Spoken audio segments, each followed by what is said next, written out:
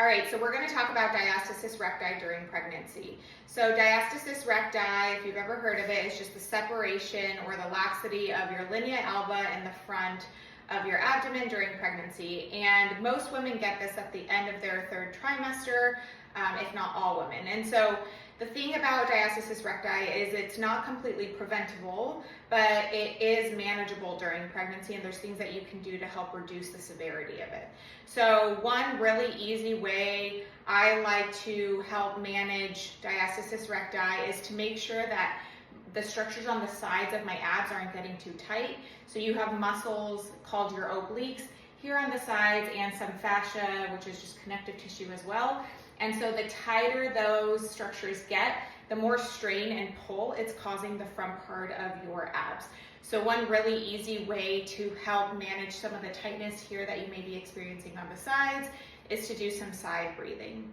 Side breathing can be done in various forms. You can do it sitting down or using, a pole for support. Another really easy way to help manage some of the tension you may be experiencing in your obliques or side abdominal wall is to do gentle skin rolling. And what I mean by that is you're just using your fingers to help lift some of the skin off the side abdominal wall. That's going to help lift some of the fascia, the connective tissue, and decrease the tension through there. Sometimes I use a little bit of like lotion or oil, sometimes you don't have to, but you're essentially just grasping your tissue and rolling up with it to kind of lift and glide that skin.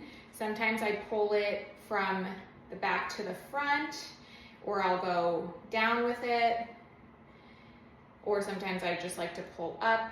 If you find an area that feels more sensitive or an area of tension, you can spend a little bit of time there just breathing, holding that until it sort of releases. All right, so a really easy way to help manage diastasis recti during pregnancy is being mindful of your movements, especially as you're transitioning in and out of your couch or out of your bed. So in general, what I mean by that is if you're laying down and you go to sit up and you sit up like this, that's going to exert a lot of pressure on the front part of your abdomen. So it's going to stretch out more of that linea alba, which isn't ideal for managing diastasis recti.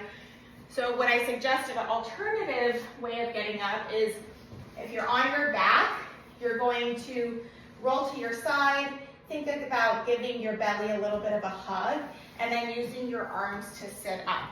So that is going to exert a lot less pressure on the front part of your abs and probably just feel safer for your body to transition.